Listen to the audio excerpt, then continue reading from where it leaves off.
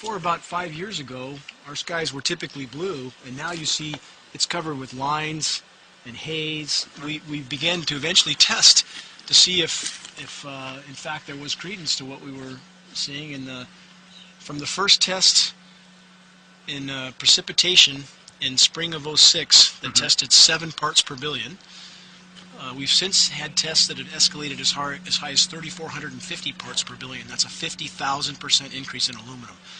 I sent this water, see it's right there, it says backyard rain gauge. Aluminum, 1,010 micrograms per liter of aluminum. And here's barium, 8 micrograms per liter of barium. And this is from the labs up in Redding, California. This is a certified government report. And here's what normal is. I asked them what would be normal. 0.5? 0.5 would be normal. For aluminum? For aluminum. And the maximum allowed in drinking water, they said 50 micrograms per liter, and government action required at 1,000. Well, we're over 1,000. We're so far off the scales for toxicity in aluminum that it appears to be affecting the flora greatly. Our grass is about 1/3 its height that it was only a few years ago. A 35-year forestry biologist has done 50 pH tests. The rain across the board, every single test was 10 times or more alkaline than it should be. Even if you say, well, very poor stream, we might have gotten only 300. But even so, there's only 30 bugs here. And the same stream you're looking at about 1,000, how many years ago were you finding it? About 20 years ago, this had about 1,000.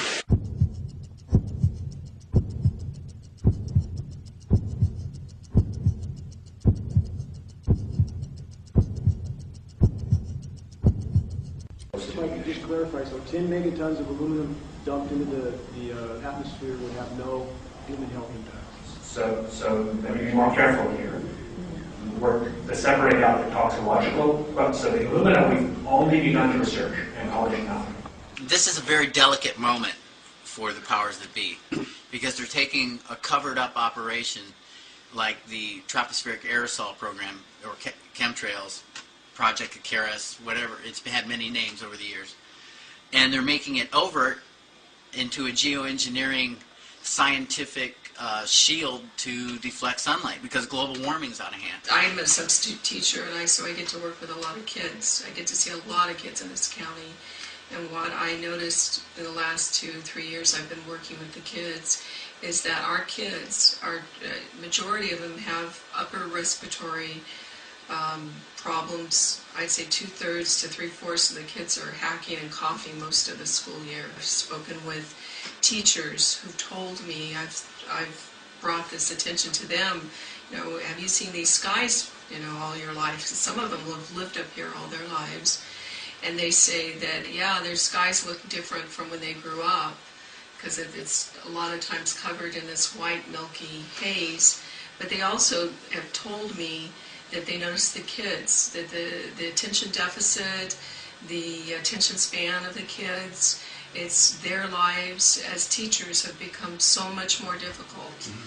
And again, many times at night as the sun starts to set and there's huge banks of this aircraft disbursement, it literally looks like there's forest fires burning across the mountains, because it's a very dirty color. It's not a white cloud or a natural sunset by any means. It looks like there's some sort of massive industrial activity or forest fires burning over there, and we see that typically every night. When you get 50 fish and maybe only 1 or 2 got a bug inside them, normally the trout stomachs are crammed with food. There was mason jars, and they were brand new, sterilized, and that's what we catch the rain in. And then there was a HEPA filter that we tested the air with. Okay, so you caught rain and then you basically filtered air. What did you find? Aluminum and barium.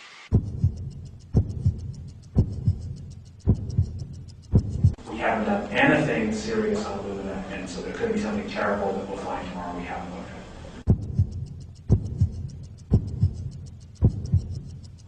You may remember the 8,000 dry lightning strikes that occurred in June of 2008. Yes. You may remember that. Again, my background, I've done lightning suppression work for Bechtel Power, and I've done worked in some of the first solar plants in the continental U.S. Atmospheric conductivity in the lower 48, I have read a couple articles that's been measured at 4 times its historical conductivity.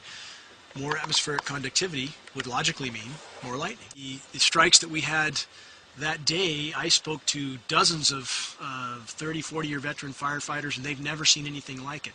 Atmospherically, they've never seen anything like it. And our skies were literally covered with aircraft trails the day that happened.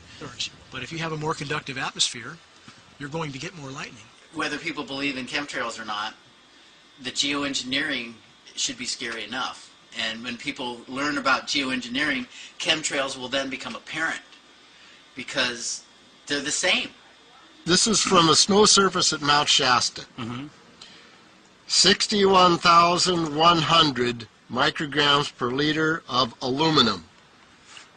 This is just ordinary snow water. And people are drinking this stuff when they're hiking on the mountain.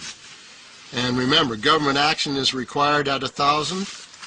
This is 61 times over the government limit, and our hikers are drinking this poisonous water on Mount Shasta Mountain itself. Strontium, 383. Barium and strontium will take away from your bone structure, make for weak bone structure. The aluminum, though, that's scary. You know, what is it? Alzheimer's, autism, gosh knows what that's doing. A number of other things, neurological. We speak of these tests that contain massive amounts of heavy metals. Often the first response from people is, well, they're migrating from China.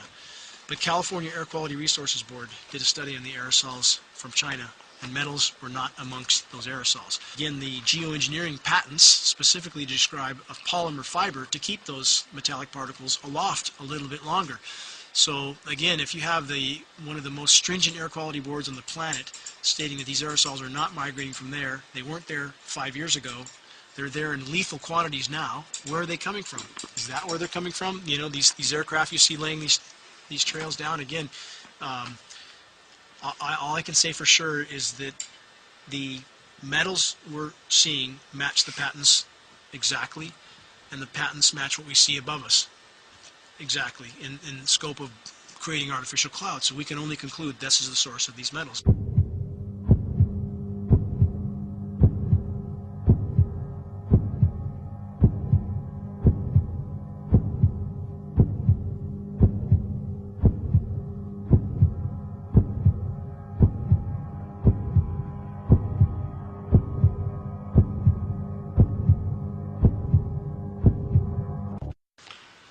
Maybe 6.8 if you look at the darkest little portions in there. But this is black oak leaf. This is black oak acorns. This should be very acid, and I'm getting 10 times higher than expected. There's something really wrong here. Amphibians, great decline. Used to sound like the Ozarks here with the tree frogs, and there's a small fraction of what there was here in only 4 years. So there's something very wrong going on with the ecology around here. When you should be getting 5.5 and you're getting 6.8, there's something damned wrong. It's not just activists anymore. Now the scientific community that has their head on straight is speaking out.